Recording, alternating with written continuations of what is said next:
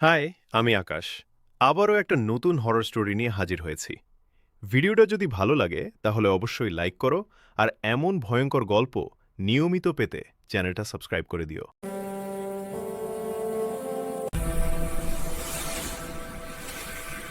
বৃহস্পতিবার রাত ছিল অদ্ভুত শান্ত। কলেজ স্ট্রিট প্রায় ফাঁকা। বৃষ্টির গন্ধ বইয়ের পুরনো কালি মিশে ভারী করে রেখেছিল বাতাস। রুদ্র সেদিন বেরিয়েছিল একটা গুজবের সত্যতা খুঁজতে। College Street diary incident.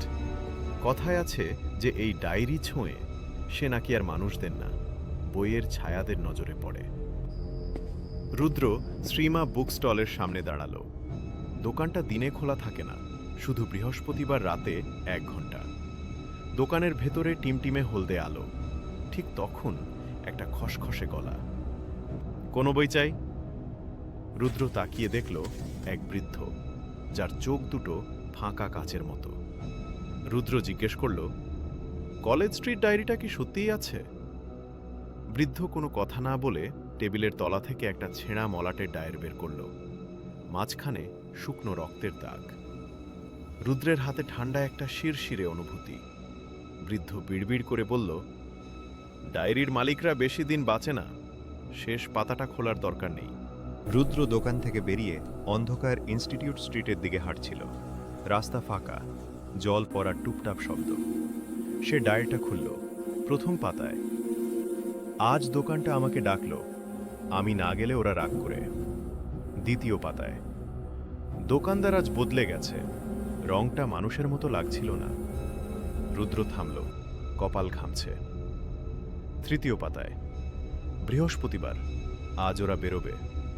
ওরা কারা? ওরা? রুদ্রের হাত স্থির। তবুও পাতাগুলো নিজে নিজেই ঘুরতে লাগল, যেন কেউ অদৃশ্যভাবে ফু দিচ্ছে। ফুটবল মাঠের গেটের কাছে সে একটা লম্বা ছায়া দেখল। ছায়াটা কাছে আসতেই হৃৎপিণ্ড থেমে গেল। সে দোকানদার, কিন্তু দোকান তো 20 মিনিট দূরে। বৃদ্ধ হাসছিল, কিন্তু সেটা মানুষের হাসি ছিল না, ঠিক বইয়ের কাগজ মোচড়ানোর মতো আওয়াজ। সে বলল, শেষ পাতাটা খুলিস না।